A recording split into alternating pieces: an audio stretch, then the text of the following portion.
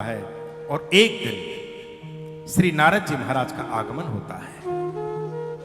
आहा, सरस्वती नदी के किनारे दिव्य आश्रम, यहां पर ये श्री वेदव्यास जी रहते हैं। आप में से बद्रीनाथ कौन कौन गए? हाँ, तो फिर आपने वहां व्यास गुफा का दर्शन किया होगा, जहां पर भागवत जी का लेखन हुआ है। हम भी गए, हमको भी सौभाग्य मिला है।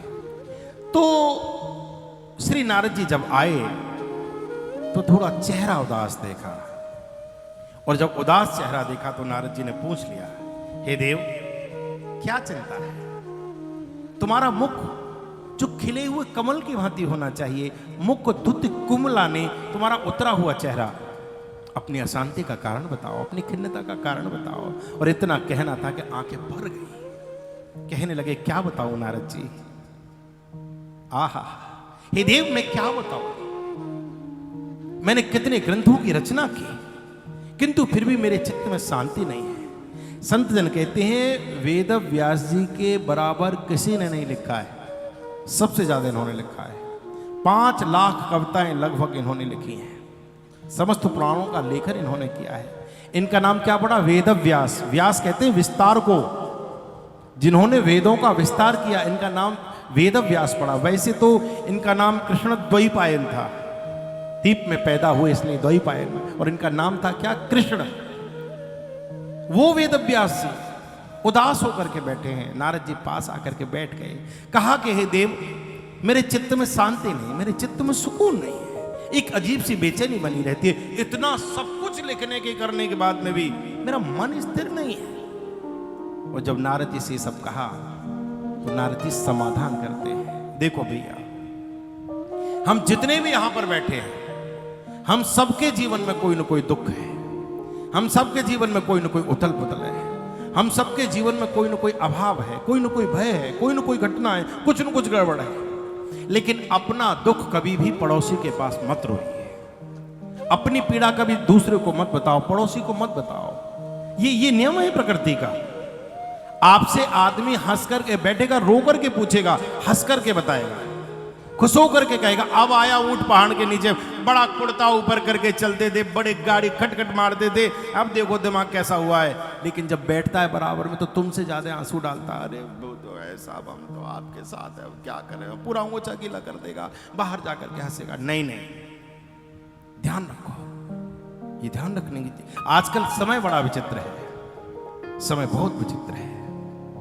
किसी ने बड़ा सुंदर शेर बोला है, वो बहुत अच्छी बात कहते हैं। वो कहते हैं, लबों पर आग, दिलों में आग, लबों पर गुलाब रखते हैं। हृदय तो धधक रहा है ईर्ष्या से, द्वेष से, राग से। हृदय में तो आग लगी पड़ी है, दिलों में आग, लबों पर गुलाब रखते हैं। सब अपने चेहरे पर दोहरे नकाब रखते हैं। सबकी बड़ी विचित्र स्थिति है, विचित्र स्थिति है, ये कंडीशन है। लोग कहते हैं उन्होंने हमारे साथ विश्वासघात कर दिया, उन्होंने हमारे साथ। अरे विश्वासघात करता ही वो है जिस पर आप आंख बंद करके सबसे ज्यादा भरोसा किया करते हैं। आजकल व्यक्ति स्वार्थ में इतना गिर गया है, उसको होश ही नहीं है मैं कर क्या रहा हूं, उसको ध्यान ही नहीं मैं कर क्या रहा हूं। वो कब आपके पेट पर कमर में छुरी भोंक देगा आपको पता ही नहीं पड़ेगा। वो कब आपके पेट पर लात मारेगा आपको नहीं पता पड़ेगा। भला भी बना रहेगा और बुरा भी करता रहेगा, आपका अनिष्ट भी चाहता रहेगा और भलाई का मुखौटा भी पहन करके आपके सामने रहेगा। लेकिन समय एक ऐसी चीज होती है, ऐसा करने वालों के साथ में परिणाम बहुत भयंकर आया करते हैं। कुछ देर का दिखता है कि हमें लालच, कुछ देर का दिखता है कि कुछ अच्छा हो रहा है, परिणाम बहुत खराब आया करते हैं। इसलिए बच के रहना चाहिए। उतना बताओ जितनी जरूरत हो। और बताना किसको है अपना दुख? किसको बताना है अपना दुख? किसी साधु को बताओ, भगवान के मंदिर में बैठ करके ठाकुर जी को बताओ, अपने गुरु को बताओ। इधर उधर मत बताओ। इधर उधर बताओगे तो काम खराब। अच्छा, किसको बताओगे? चलो ये बताओ, किसको बताओगे? कौन ऐसा है जिसके घर में दुख नहीं? कौन ऐसा है जिसके घर में कोई तकलीफ नहीं? कौन ऐसा है जिसके घर में अशांति नहीं? कौन, किसके पास जाकर के आंसुओं को पुछवाओगे? कौन तुम्हारे आंसू पहुंचेगा? इस बस्ती में कौन तुम्हारे आंसुओं को पहुंचेगा? जिसे भी देखते हैं उसका दामन भीगा लगता है। वो अपने पहुंच पहुंच के परेशान है, तुम्हारे कहां से पहुंचे?